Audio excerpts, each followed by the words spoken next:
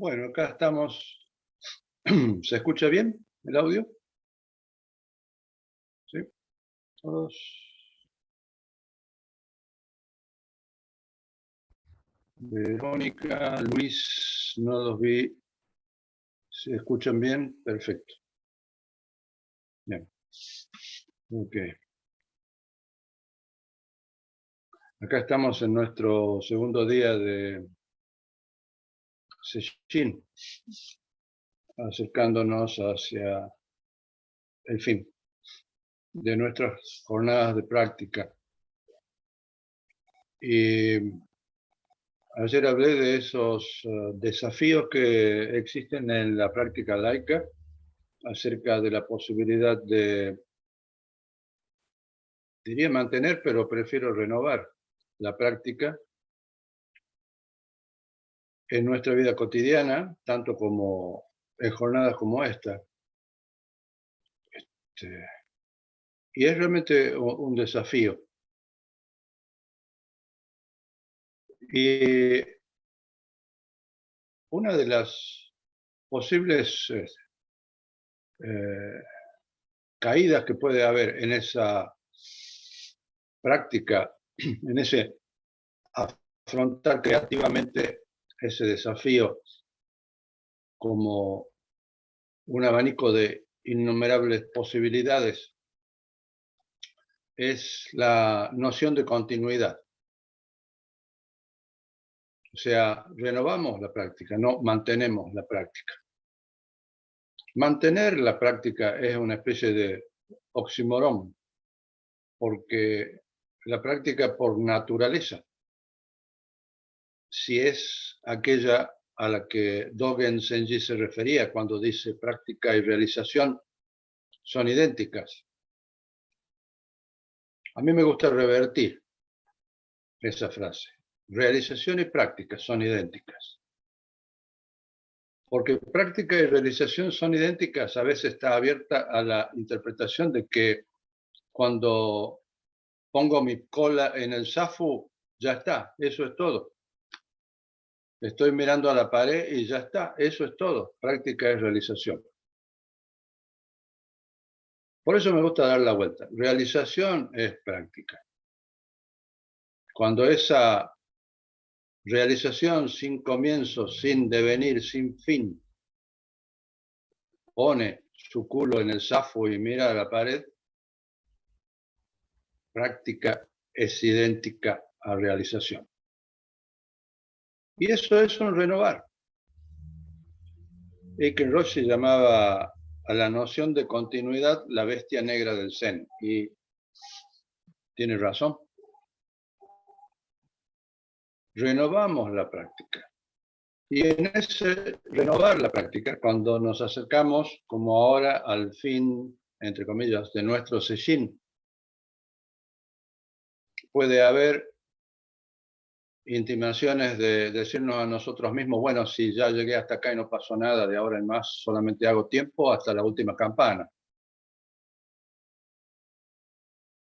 La otra actitud que suele presentarse es la ansiedad.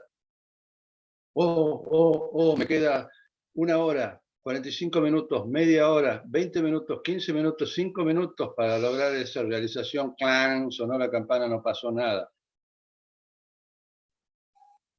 Esas dos actitudes no tienen mucho que ver con una práctica creativa. Así, provisionalmente, decimos, nuestro Sesshin se acerca a su fin. Pero si realmente completamos, finalizamos ese Sesshin justo ahora, y justo ahora, y justo ahora, y renovamos ese Sesshin justo ahora, justo ahora, justo ahora, ese es verdadero Sesshin en el sentido real de la palabra, que quiere decir Sesshin, tocar la mente, corazón. Aceptar, personalizar esa mente, corazón. Y transmitir, compartir esa mente, corazón. Y ahí tocamos otro elemento importante de esta práctica: no es individual, esta práctica es comunitaria. Y no solamente en esta sangha, es comunitaria con todos los seres en todo tiempo y espacio. Practico Zazen no simplemente para lograr mi propia realización. Quizás, si mi Zazen es sincero, es apasionado, es intenso, ese Zazen despierte esa comprensión en un compañero o compañera de práctica, o en ese hombre que pasa vendiendo hierros usados a través de la calle, o en ese pájaro tratando de comunicarse con su compañero. Esta práctica es comunitaria y eso está muy claro en todas las vidas y los textos que dejaron nuestros antiguos. Tanto como no está clara en toda esa corriente de cristal y aguada que circula alrededor del budismo, del dharma y del zen dentro de estas orientaciones de la New Age, se llamen así o no. En ese contexto tenemos, para continuar con esta serie de issues en los cuales hace 2 años y medio más o menos quedé atascado en los poemas de Musu Soseki. Continúo con uno de ellos, relacionándolos con otros, ya que hablamos de comunidad. El poema de hoy, sacado del libro El sol a la medianoche, se llama Con manos de compasión. Y dice así: con manos de compasión, Buda y las ancestras constantemente salvaron a aquellos y aquellas que están perdidos. Crímenes y errores llenan la totalidad del cielo, y quien esto sabe también. ¿Hay algo mejor que estar al pie de este acantilado brumoso? Atento en Zazen, las calmas nubes en su camino al hogar en la cueva. El poema sigue el formato que casi siempre este maestro Zen Rinzai, diseñador de jardines, emplea en sus composiciones. Son 4 secuencias de 3 líneas cada una. Y así la primera dice, reflejando el título: con manos de compasión, Buda y los ancestros constantemente salvaron a aquellos que están perdidos. Avalokitesvara, Kanjisae o Kanseon, es un personaje central en, podríamos decir, la cosmovisión del Dharma. Aparece en nuestro Anja-shingi, en nuestro Sutra Corazón, y aparece en el Enmei-jiku Kanon-gyo, que no es un sutra, es un dharani. Esto es algo parecido a una expresión probablemente no traducible que se le atribuye alguna energía especial al ser cantado. Kanjisae, dice el Sutra Corazón. Kanjisae es una traducción literal al japonés de Avalokiteshvara. Avalokiteshvara significa aquello que ve, percibe al sí mismo en silencio. Avalokiteshvara. Kanseon, que es el otro término que se usa, traduce como aquello que escucha los sonidos del mundo.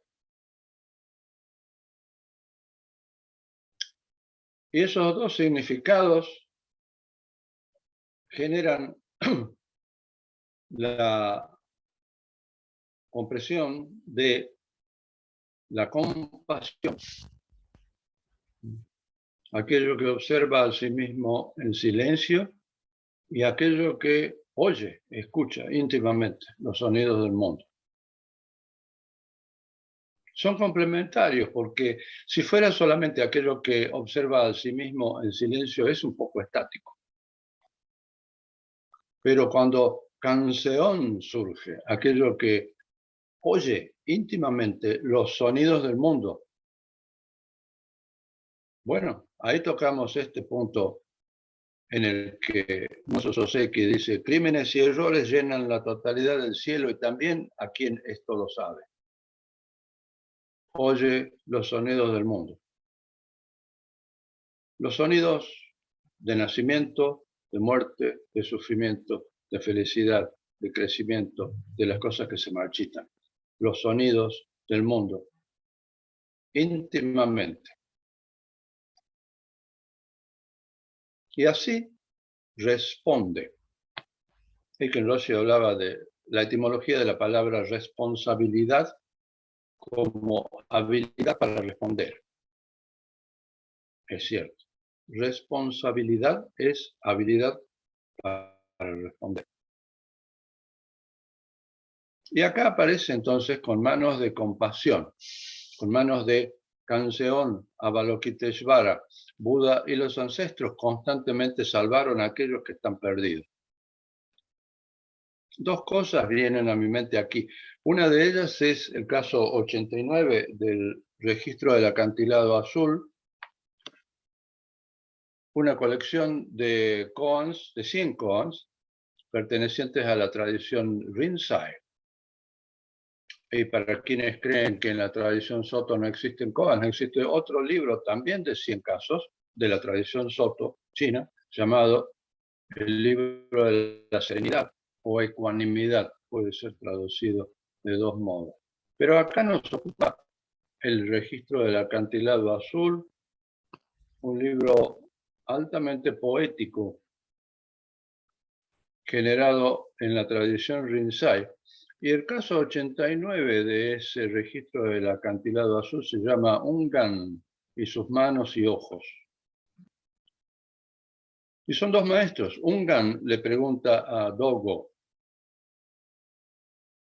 ¿cómo usa el Bodhisattva Kanseon todas esas manos y ojos?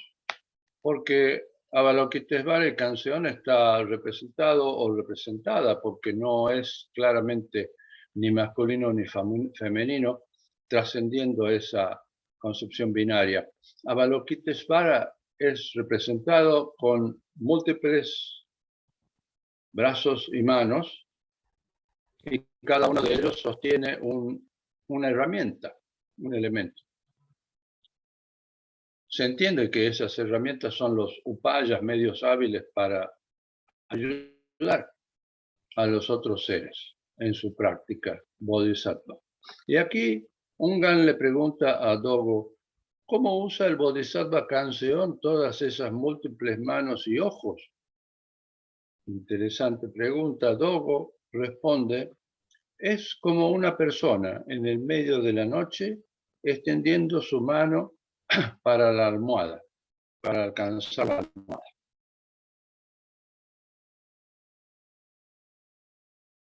Esto hace caer completamente esa idea, que a su vez es un oxímoron de esa compasión consciente.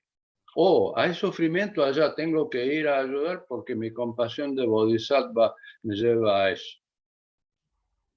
Eso puede ser útil, puede ser ayuda, pero no es compasión en el sentido en el que en la práctica de realización del Zen usamos ese término.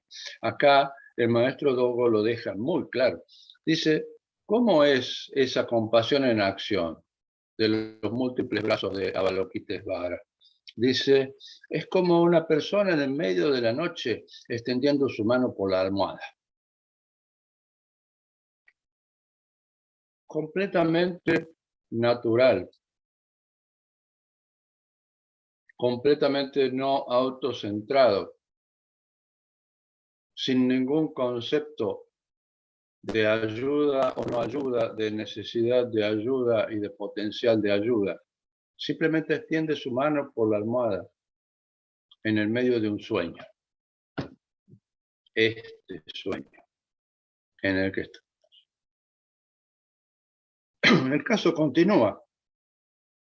Jung-Gan continúa el diálogo diciendo, comprendo. Pero Dogo le dice, ¿cómo es que lo comprendes? ¿Cómo lo comprendes? Jung-Gan dice, la totalidad del cuerpo es mano y ojo.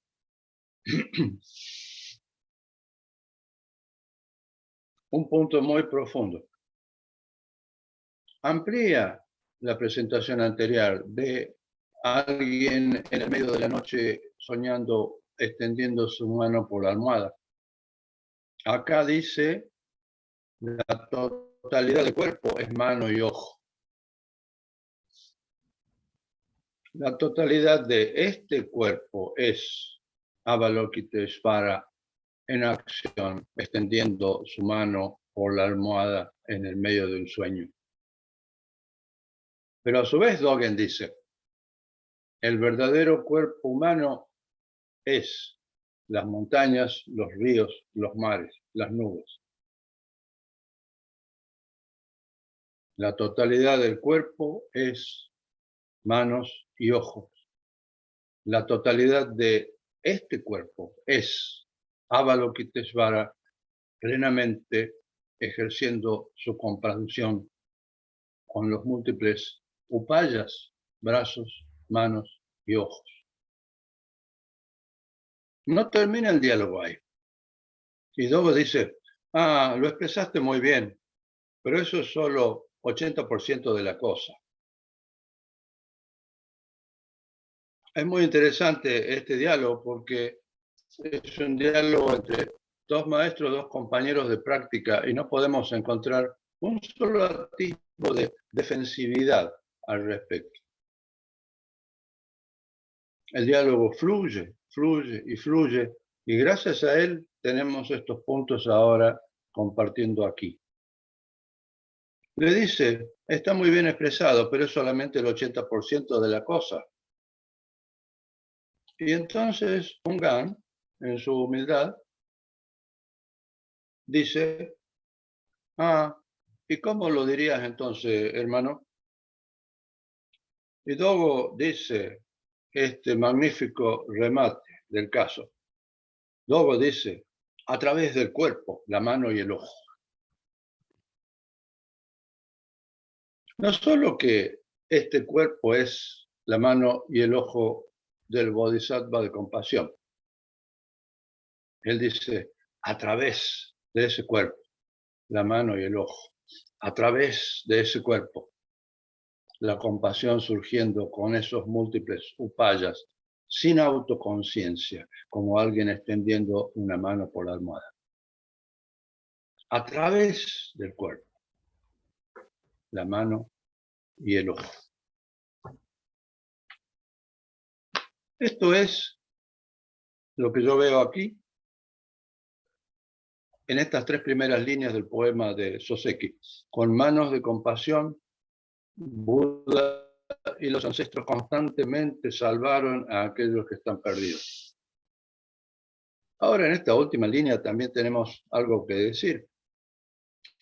Bueno, cuando decimos Buda y ancestros no estamos hablando de Siddhartha Gautama y los, 95 generaciones hasta quien está aquí sentado hablando.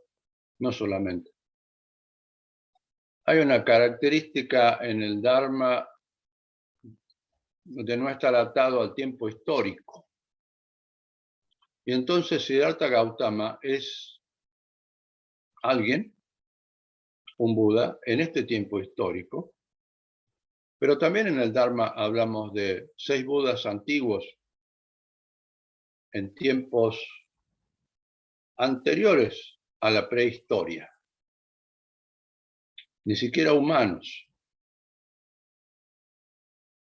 A eso se refiere acá cuando dice Buda y los ancestros. Todos esos Budas, los 6 Budas antiguos, aún antes de que los humanos estuviéramos definidos como tales. Buda y los ancestros constantemente salvaron a aquellos que están perdidos, dice aquí. Y esa es una frase interesante porque Hakuin Senji, el gran maestro Zen Rinzai japonés, en su canto de Zazen, que antiguamente en nuestra sangha solíamos recitar durante Sesshin, dice: yendo y viniendo nunca estás perdido. Yendo y viniendo nunca estás perdido. Y así estos Budas y ancestros constantemente salvaron a aquellos que están perdidos, mostrándoles eso. No estás perdido. Yendo, viniendo, nunca estás perdido. Confucio, a quien no se puede definir como taoísta precisamente, decía: el Tao es aquello de lo cual no te puedes apartar. Si te puedes apartar de ello, no es el Tao.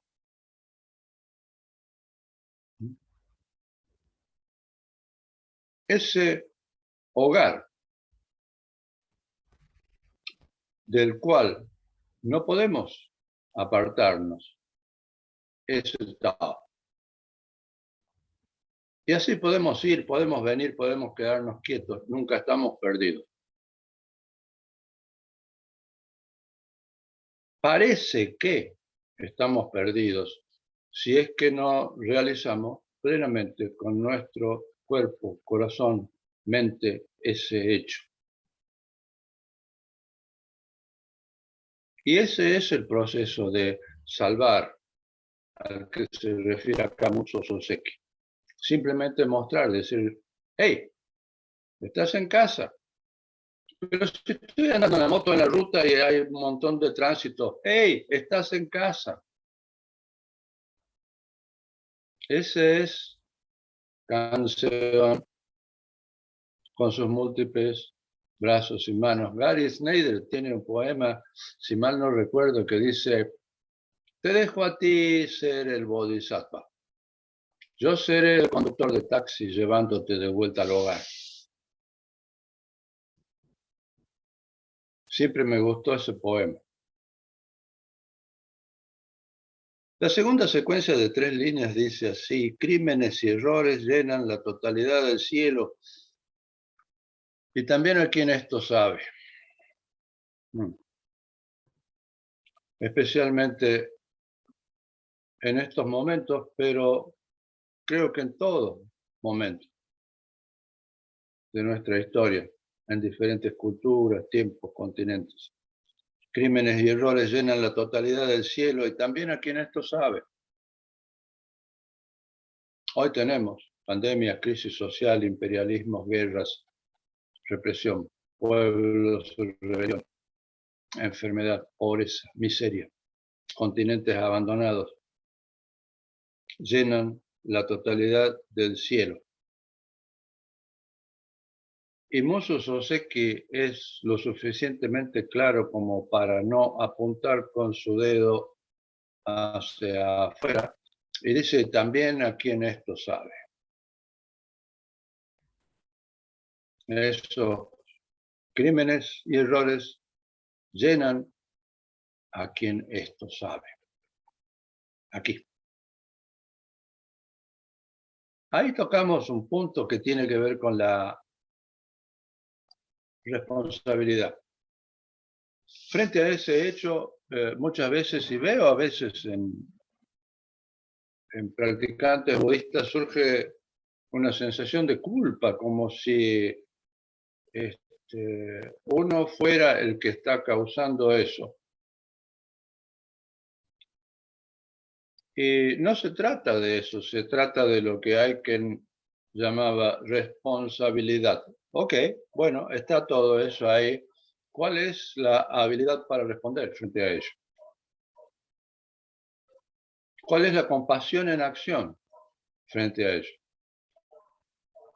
cómo usa este cuerpo todos esos múltiples upayas, como alguien en el medio de la noche extendiendo la mano por la almohada, dejando que eso pase a través del cuerpo. Ese creo que es el punto de estas tres líneas y toca un elemento que tiene que ver en la práctica formal de algunas sangas. Nosotros lo solíamos tener en su momento, que se llama sangue. Hay un poema de sangue que se traduce como purificación, pero a su vez la palabra sangue tiene otras posibles traducciones. Una de las traducciones es ponerse a tono, afinarse, ponerse a tono. Y cuando eso sucede, sí, hay una limpieza, hay una purificación, o si queremos usar la palabra que se usa en artes marciales, especialmente en el aikido, misogi, limpieza. Y está relacionada con esa práctica que en malas traducciones al castellano se traduce como prostración. Horrible palabra si las hay. Para traducir sampai, que es la práctica de gassho, inclinándose hacia el suelo y levantando las manos sobre la cabeza. Eiken Roshi decía, la práctica de sampai es simplemente inclinarse hacia la tierra y arrojar todo a lo lejos.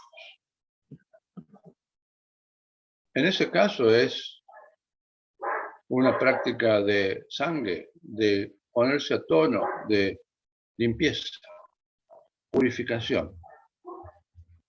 En los textos clásicos se nombran dos tipos de ese sangue. Uno es el llamado ji-sangue y el otro es el llamado ri-sangue. Ji es el formal, en el cual esa responsabilidad está formulada en la comprensión de, ok, he cometido un error, he causado sufrimiento, desarmonía en otros o en mí mismo, y entonces, bueno, tomo las acciones para limpiar eso, arreglar eso en la medida de lo posible. Ese es el ji-sangue formal. Algunos lo traducen como arrepentimiento. Yo creo que esa palabra se queda corta. Es el pleno reconocimiento, cuerpo, corazón, mente, de que algo anduvo mal. En mis acciones, en mi palabra, en mi pensamiento. Y quien esto lo dice no está libre de ello. Y en ese reconocimiento, bueno, tomar los pasos necesarios para, en la medida de lo posible, sanar aquello que sucedió. El otro que Dogen plantea es el sangue esencial, es el llamado ri-sangue. Y eso está relacionado con la práctica de alivianarse, arrojar todo a lo lejos. Y el punto más profundo de esa práctica de purificación, limpieza, ponerse a tono, ri-sangue, es zazen. Y por ello no quiero decir simplemente aquello que hacemos, como dice Eiken Roshi, sobre un almohadón redondo y otro cuadrado. Zazen como la práctica de abrirse, comprender, recibir, personalizar esa naturaleza Buda, naturaleza esencial, que es lo que así surge, momento a momento.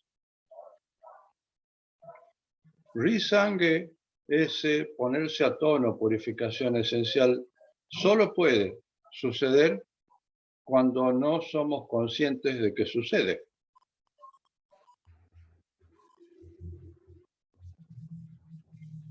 En esa práctica, el observador no está presente, la observadora no está presente. Es solo eso. Arrojando todo a lo lejos, la naturaleza esencial del sí mismo, naturaleza esencial como naturaleza de Buda, el Tathagata que surge momento a momento llenándonos de esta preciosa, inimitable, agradecible impermanencia que somos. Ahí tenemos estas tres líneas, segundas tres líneas, y Muso Soseki sigue con una pregunta. A veces tomamos afirmaciones como preguntas como si fueran afirmaciones, y a mí me gusta verlas como preguntas. Aquí Muso Soseki dice, ¿hay algo mejor que estar al pie de este acantilado brumoso? Si la tomamos como pregunta, tiene un potencial inmenso. Si la tomamos como afirmación, bueno, es solo eso, me siento acá al pie del acantilado brumoso y ya está. Pero no actualizo ese potencial.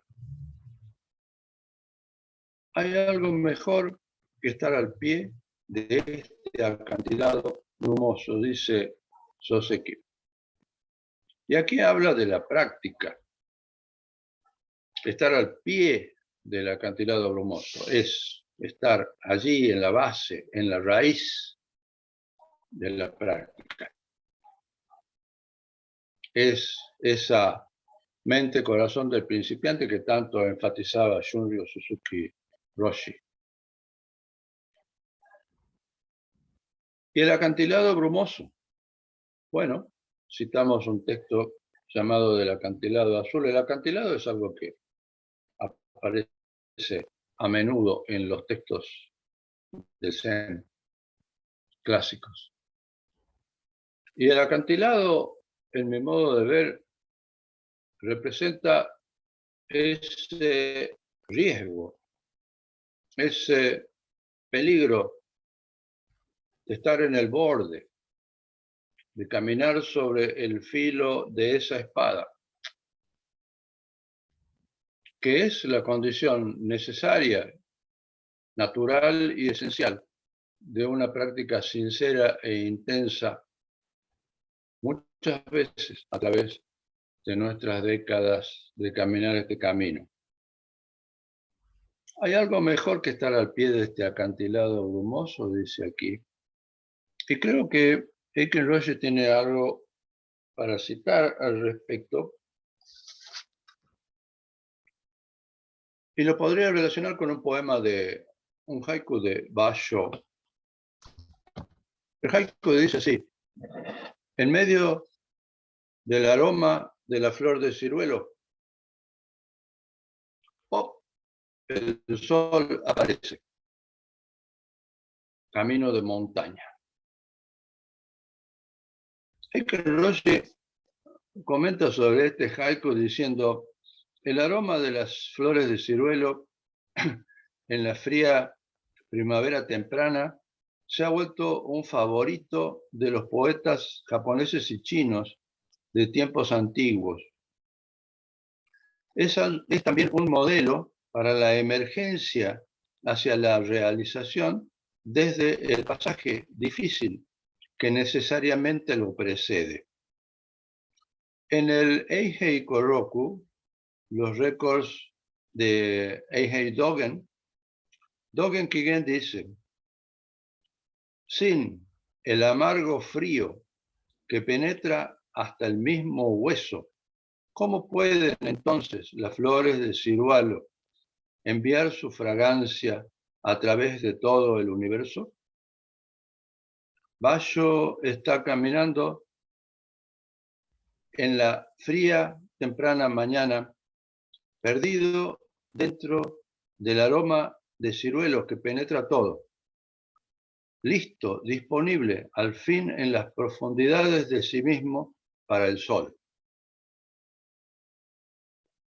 Me interesa la frase de Dogen que dice acá: sin el frío más amargo que penetra hasta el mismo hueso, ¿cómo pueden las flores de ciruelo enviar su fragancia a través de la totalidad del universo?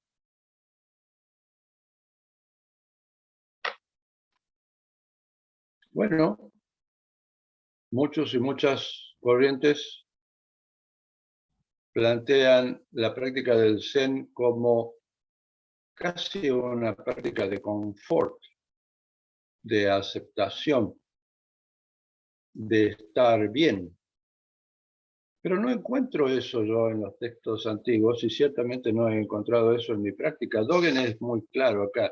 Dice, sin el amargo frío que penetra hasta los huesos, ¿cómo va a penetrar el aroma de las flores ciruelo la totalidad del universo? Ese es un punto importante en la práctica,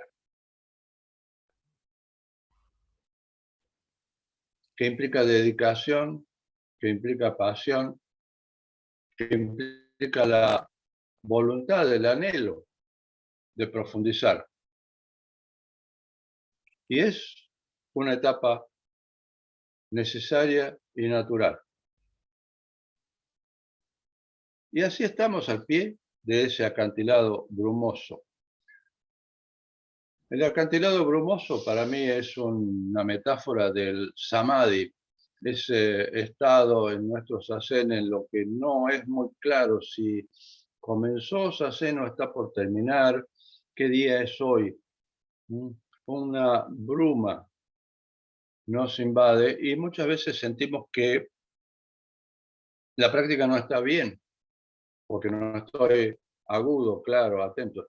Pero esa bruma es básicamente la condición necesaria de la totalidad de nuestro ser, en la que conceptos como adentro, afuera, yo, otros, ayer, hoy, van cayendo en ese acantilado brumoso.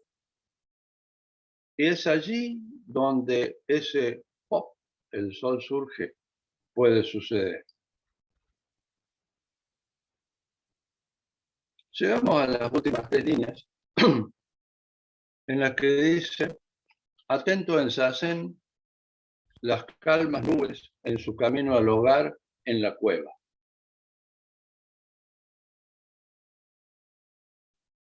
Viene componiendo este poema con manos de compasión. Budas y los ancestros constantemente salvaron a aquellos que están perdidos. Crímenes y errores llenan la totalidad del cielo. ¿Y quién esto sabe? ¿Hay algo mejor que estar al pie de ese acantilado brumoso? Y el poema se completa. Atento en Sazen, las calmas nubes en su camino al hogar en la cueva. Hermoso. Así como Siddhartha Gautama en su momento de realización frente a la estrella de la mañana dice, oh, qué hecho maravilloso. Todos los seres han realizado el camino en este mismo momento y poseen la sabiduría y compasión del Tathagata, lo que así surge. En esa afirmación no hay ningún rastro de eso que se llama autorrealización. Gautama nos dice, oh, qué grande que soy, acabo de ver la estrella de la mañana y desperté, ahora me voy a convertir en un Buda. Dice, oh, qué hecho maravilloso, todos los seres han realizado en este momento el camino.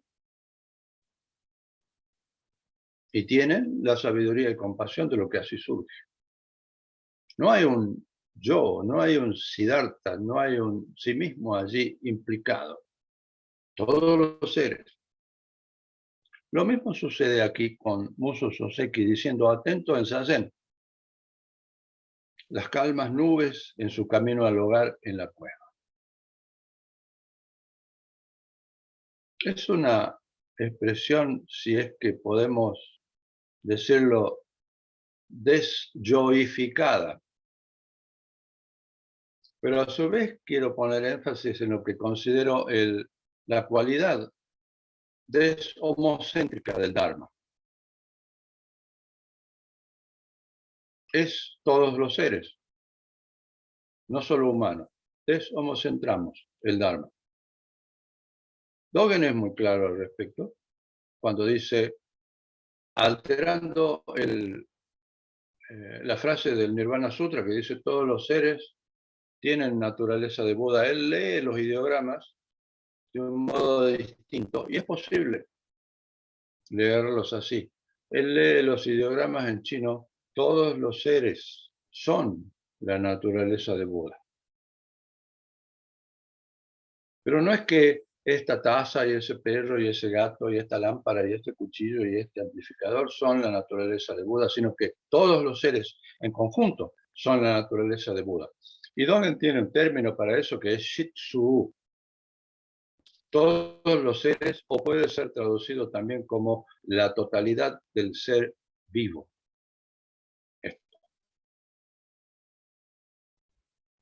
Y en eso también deja caer tiempo, deja caer espacio. No solo ahora, todo tiempo y espacio, la totalidad del ser vivo, todos los seres son la naturaleza de Buda. Aquí esa naturaleza de Buda se expresa como las calmas nubes en su camino al hogar en la cueva. La práctica Koan en la tradición Chan china se denominaba Huatou. Huatou quiere decir origen o cabeza de la conciencia. Y es la práctica de cuando algo surge como pensamiento, como emoción, como comprensión incluso, Zazen va hacia el origen y vuelve a surgir otra cosa y hacia el origen, y hacia el origen, y hacia el origen, hasta que ese origen es todo esto. Esa es la cueva a la cual se refiere Soseki, diciendo que hacia allí se dirigen las calmas nubes, las nubes de este samadhi en calma, en su camino al hogar. Ayer se tocó el tema ese del hogar. Y bueno, el Sutra Diamante dice, habita en ningún sitio y a surgir esa mente-corazón. Si hogar es el sitio en el que uno habita, acá el Sutra está diciendo, habita en no lugar y a surgir esa mente-corazón.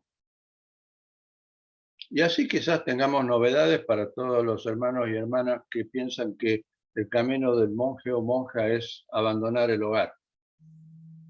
La novedad es, hey, no es posible. Nunca van a llegar a ser monjes así. Y el mensaje para nosotros y nosotras laicos que decimos la práctica es retornar al hogar. La novedad es, hey, no es posible, ¿estás ahí? Entonces esa práctica es ese hogar, como ese hogar mismo, haciendo surgir esa mente y corazón que habita en ningún lugar, no se fija en ningún lugar. De hecho, el término japonés para el monje es un-sui, y un-sui significa nube y agua. Nube y agua. Evanescente como esa nube y fluyendo como el agua. Porque ese río que surge en un manantial va a través de montañas y valles y termina en el océano. Son todos conceptos de eso que llamábamos homocéntricos. ¿Cuál es el hogar? ¿El manantial, el fluir, el océano? ¿O es simplemente eso como una totalidad, como ese Shitsu del cual habla Dogen, la totalidad del ser vivo? Sobre esta cueva, a su vez, hay otro poema de Mozo Soseki que termina así, diciendo, estoy adentro con nada, ni aún una bolsa. Y aún así hay visitantes quienes dicen, está escondido allí detrás del bambú.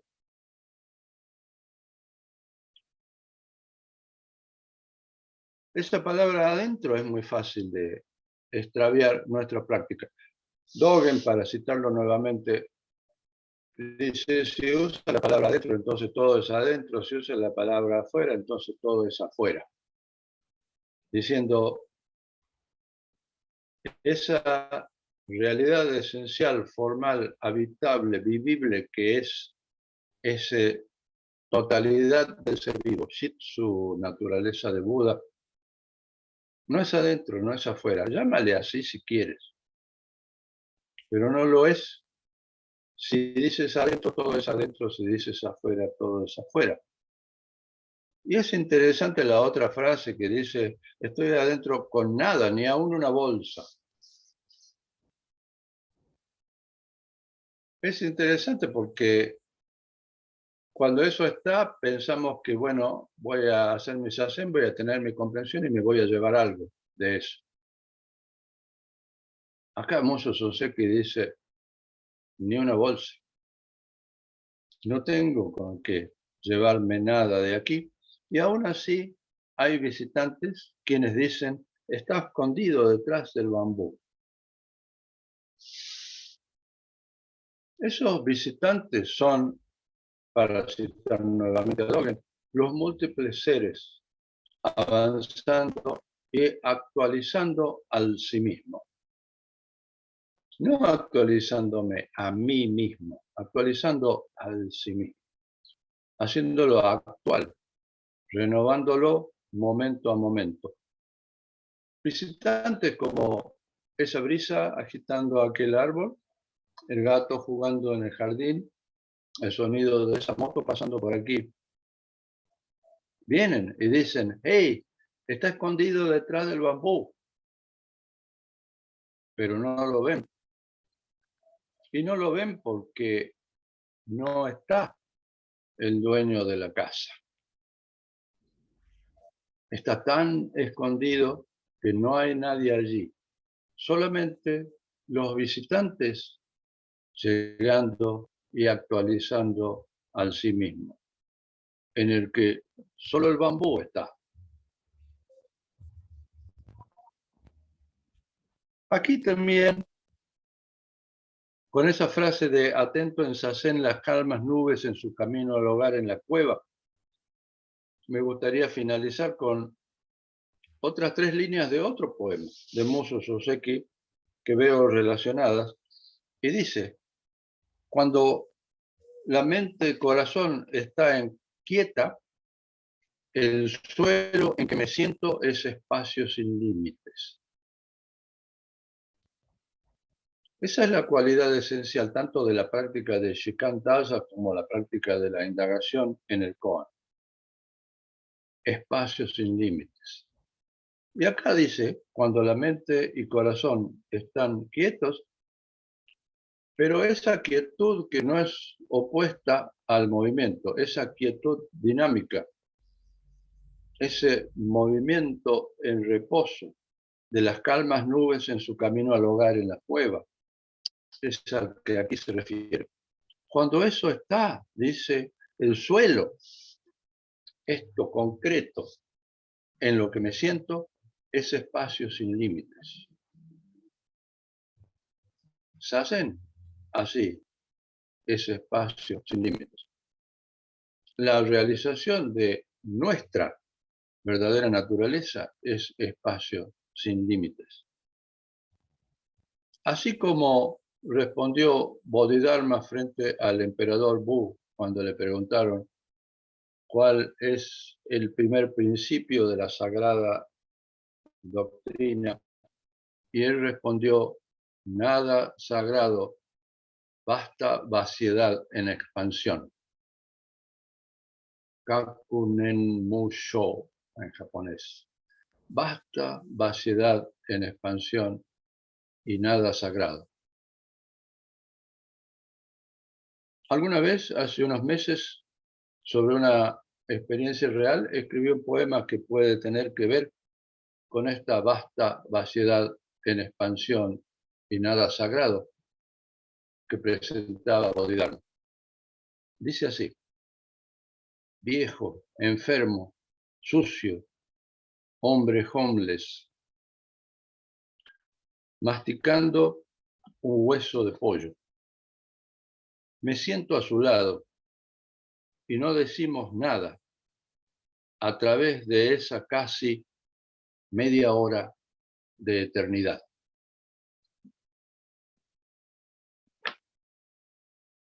Gracias.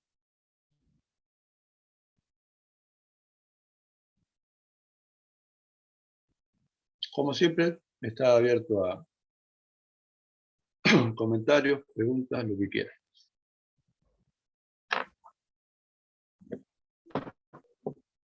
Quien tenga algún comentario, alguna pregunta, que levante la mano.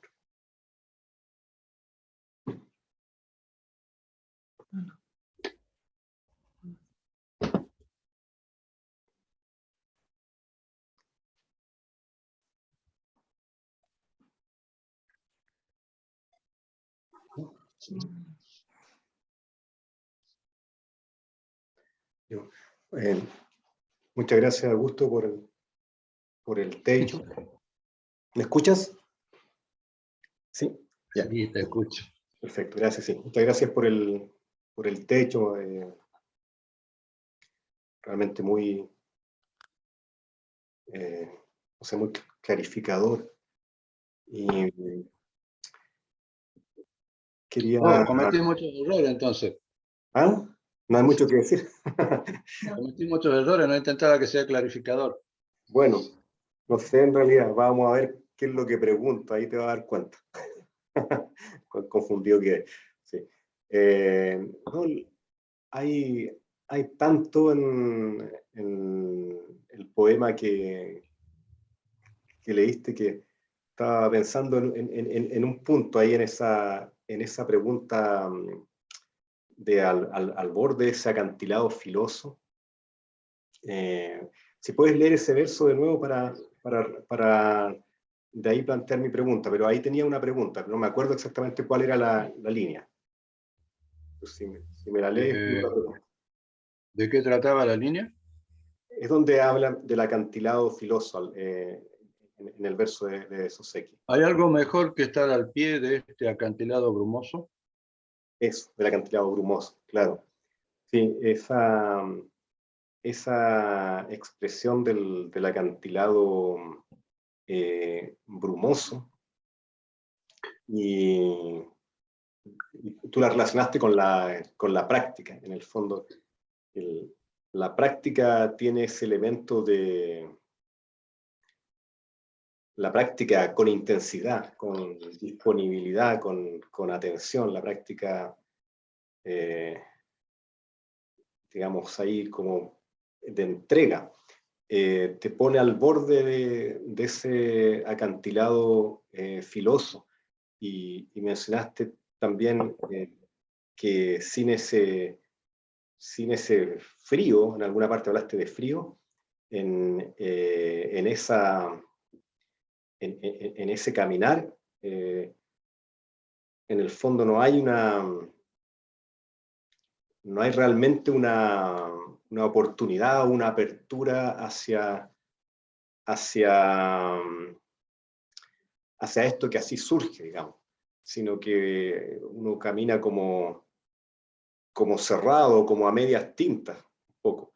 Entonces, a mí me gustó ese verso porque realmente declara la actitud del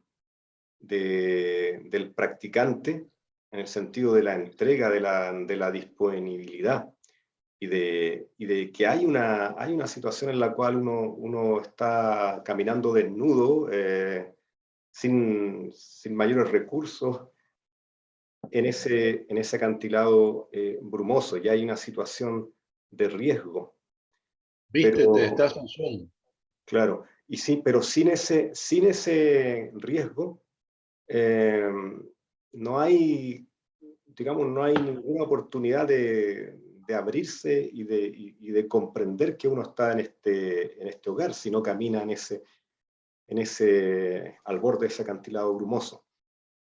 Y yo creo que uno tiene un reflejo de querer evitar caminar al borde del acantilado brumoso. Es mejor caminar unos pasos un poco más, más protegido, digamos, retirarse un poquitito.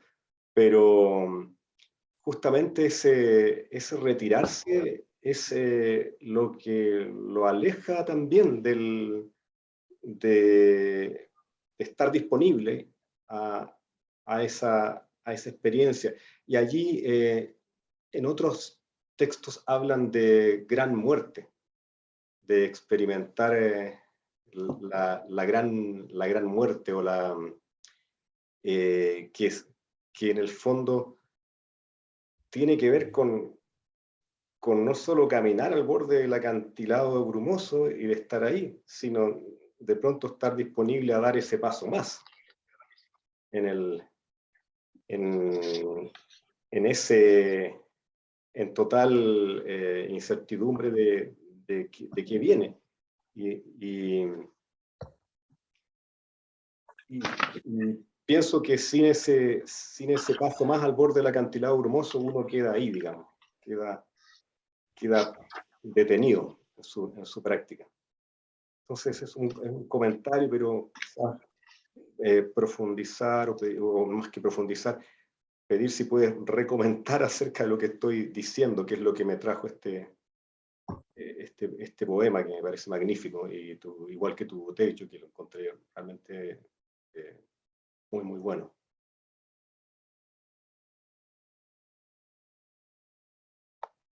No. Entonces seguimos al borde ahí, o me da un empujón. Veamos si hay preguntas. Sí.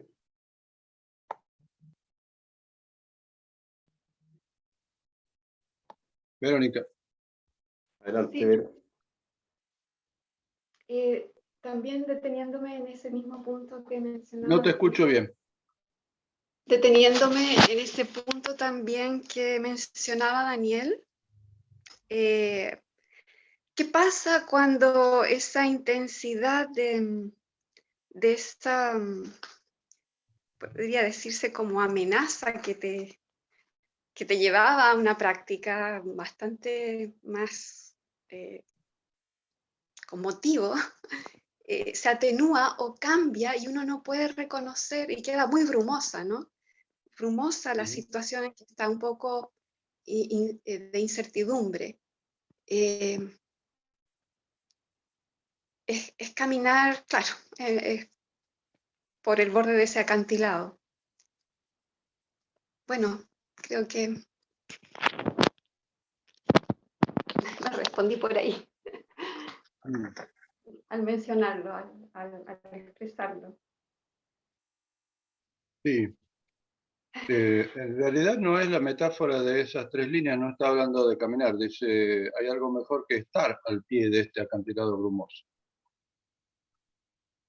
Sí. Y esa bruma y lo que te refieres, Verónica, me parece que aparece repetidas veces en el camino. Y es una condición favorable de práctica. Porque en esa bruma se caen las recetas, se cae el mapa del territorio, y debes ir por acá, debes ir por allá, pero no se cae. Ahora, si uno puede, como dice acá, Soseki, estar al pie de ese acantilado brumoso, entonces quizás las otras líneas suceden. Las calmas nubes en su camino al hogar en la cueva.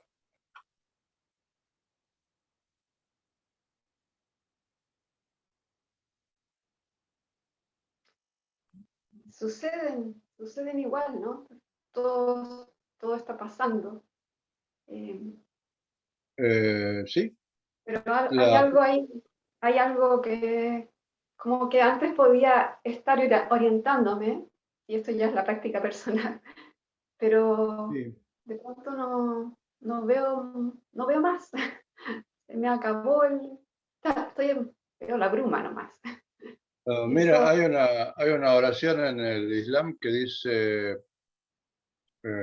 oh Alá, que yo haga lo que tengo que hacer para que aquello que no puedo hacer sea hecho. A mí me parece muy interesante esa frase porque hay un extremo en el que uno puede decir, bueno, las cosas suceden y no tengo que hacer nada. Pero no es así. La práctica, hay cosas que hay que hacer, hay que mantener una disciplina, un determinado ritmo. Disciplina no como una compulsión o obligación, sino como algo, un ritmo, básicamente. Debe ser mantenido el ritmo, debe ser mantenida la intensidad, es necesario un estudio. Hay cosas que uno tiene que hacer, pero eso que uno tiene que hacer no es lo que hace que la cosa suceda. La cosa sucede por otro movimiento, que es esto de los 10.000 seres, todos los seres avanzando y haciendo auténtico a sí mismo. Nosotros no tenemos poder sobre eso, nadie puede hacer que eso suceda, pero sí puedes crear las condiciones, lo cual tampoco garantiza que suceda, pero al menos creaste las condiciones.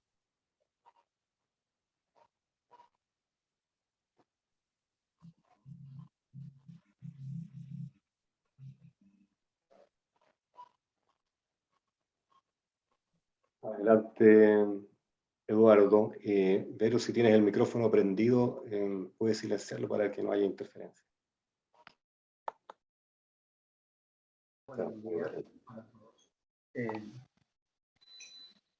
Hay algo que a mí me sucede cuando escucho las charlas, que siempre me pregunto lo mismo, y es ¿por qué llenar con palabras lo que se ve y se escucha sin lenguaje?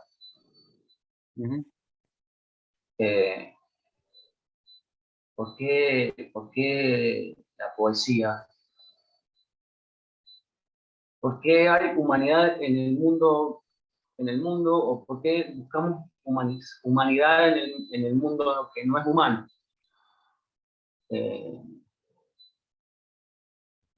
Si el humano desapareciera de la Tierra, solo quedaría la Tierra y los seres vivos. Bueno, más o menos son esas preguntas que tengo. Sí, no tengo claro tu pregunta. Obviamente, si los humanos desapareciéramos del planeta, no sería el fin del planeta. En absoluto.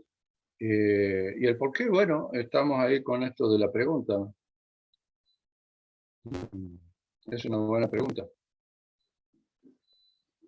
Siempre tengo la sensación de que se dice más, o sea, se dice menos o se dice más callando que hablando.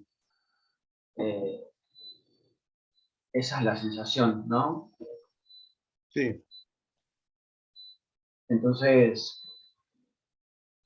el viento me dice muchas más cosas en su forma que la palabra misma. Claro. Fíjate, Siddhartha Gautama caminó creo que 40 años por camino polvoriento de India y Nepal y surgieron infinitas cantidades de sutras que no sé si podríamos leer en la totalidad de nuestras vidas. Y en el Zen decimos, a través de toda su vida, Siddhartha Gautama no pronunció ni una sola palabra. Claro. Bueno, no sé si era una pregunta, era como una especie de reflexión. No sé, Sí, para sí. mí, por lo menos. Gracias. Sí. Miles Davis una vez, antes de un concierto, escuchó uno de sus músicos en la habitación del hotel tocando y le fue y le dijo, ¿qué estás haciendo? Y este hombre le dice, estoy practicando con la partitura para no cometer errores en el escenario. y Miles Davis lo echó del grupo. No le permitió subir al escenario y le dijo: tu tarea es tocar lo que no está en la partitura, no lo que está allí. Quizás en un poema, como en un koan o como en cualquier diálogo,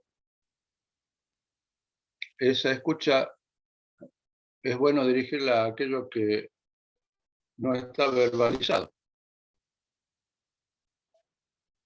Y entonces no hay una dicotomía entre palabra y silencio. Porque el silencio está muy sobrevaluado.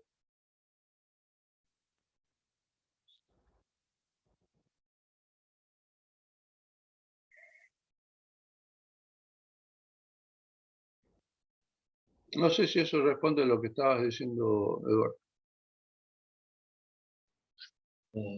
Creo que suma muchísimo. Otro gracias. Error mío, pensaba que yo estaba.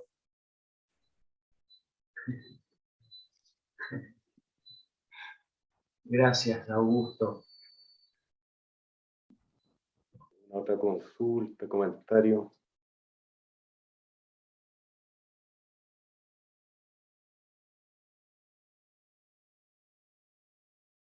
Augusto, en un momento al inicio del poema hablaste sobre el bodhisattva de la compasión y lo pusiste en relación con un caso koan del diálogo entre Dogo y Ungan, de los brazos y ojos del bodhisattva y de cómo ese gesto de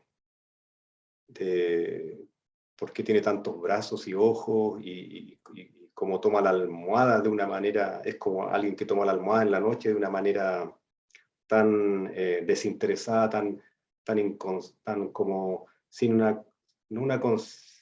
sin tanta conciencia de esa compasión.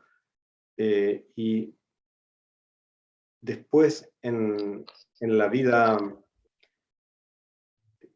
digamos, en la vida en realidad, cuando estamos haciendo un acto, casi siempre estamos conscientes de qué es lo que estamos haciendo, midiendo si ayudo o no ayudo, si contribuyo o no contribuyo. ¿Dónde está esa compasión, entre comillas, sin autoconciencia de sí misma, expresada? Eso, ¿podrías comentar un poco de eso, digamos, para verlo con más claridad? Si lo comentara, no sería una mano extendiéndose en medio de la noche por su almohada.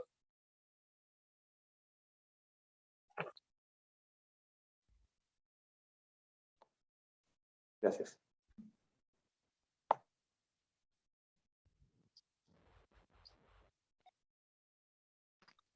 Verónica. Sí, y me gusta llamarme Magdalena, usar mi segundo nombre. ¿Perdón?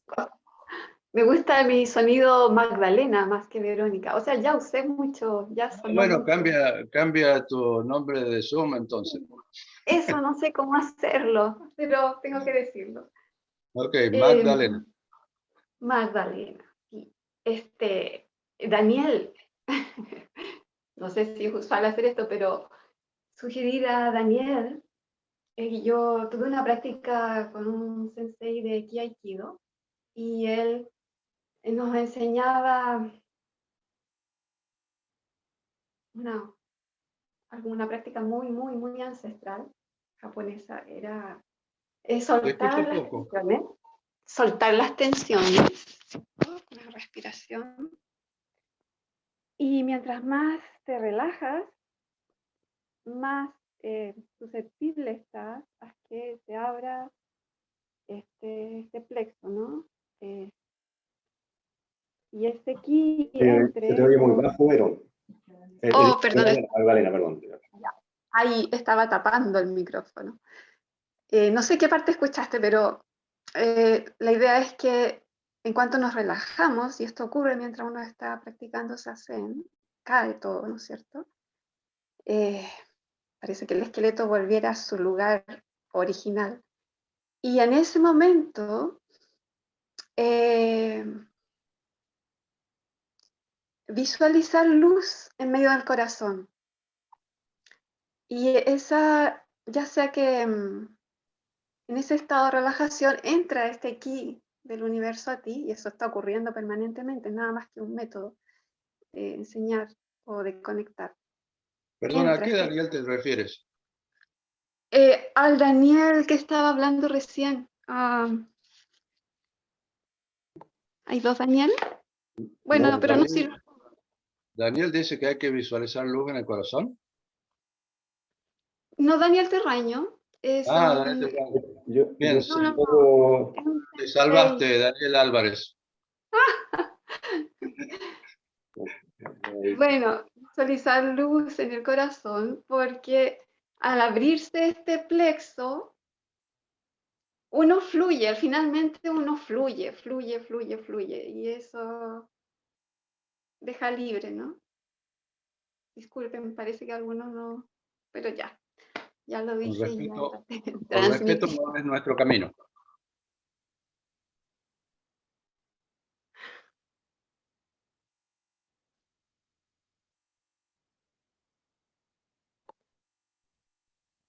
Okay.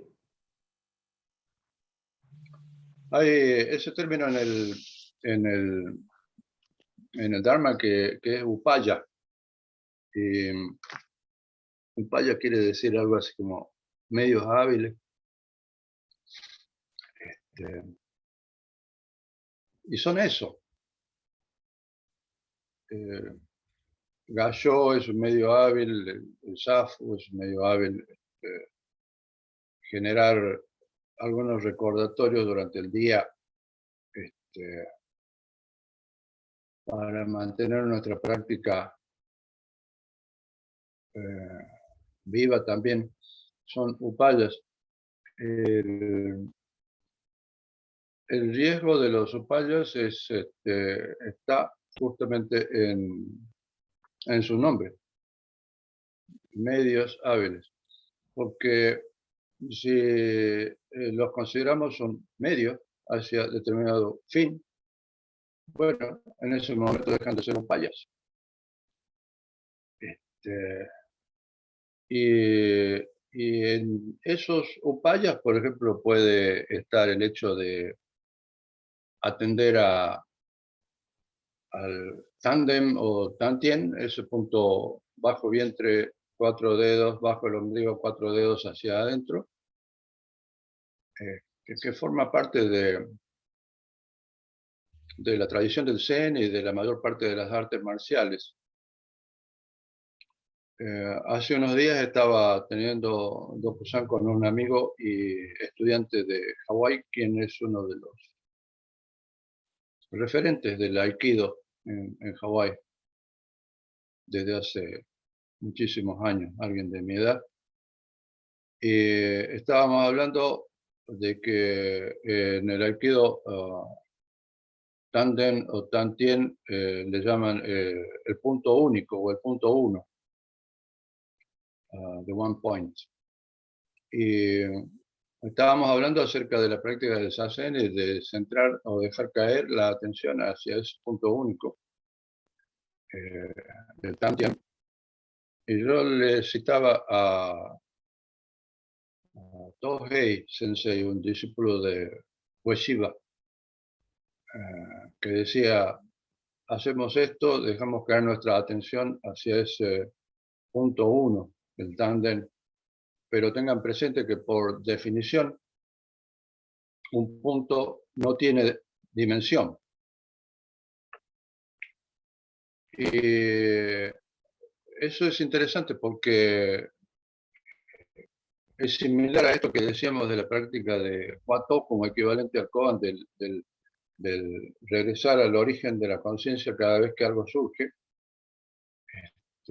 Ese origen o ese punto uno o tándem, por definición, no tiene dimensión, y cuanto más intimidad tenemos con ello, más nos damos cuenta de que es eso que Bodhidharma le llamaba vasta vaciedad en expansión. Y esa vasta vaciedad en expansión es solo eso, no hay nada allí, de lo contrario no lo sería. No hay tándem, no hay safu, no hay cuerpo, no hay exterior ni interior. Vasta vaciedad en expansión.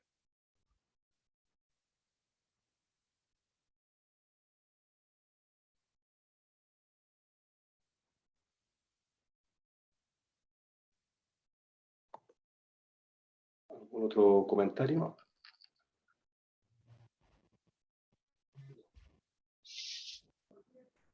Gracias, Rochi. No sé si hay algo más. Si no, creo que ¿Estamos en tiempo? Andrés.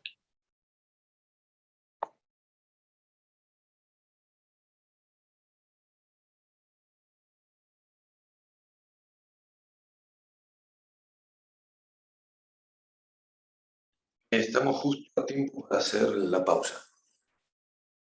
Genial. Vamos a pausa entonces. Pausa hasta las 11:55. Gracias. Gracias.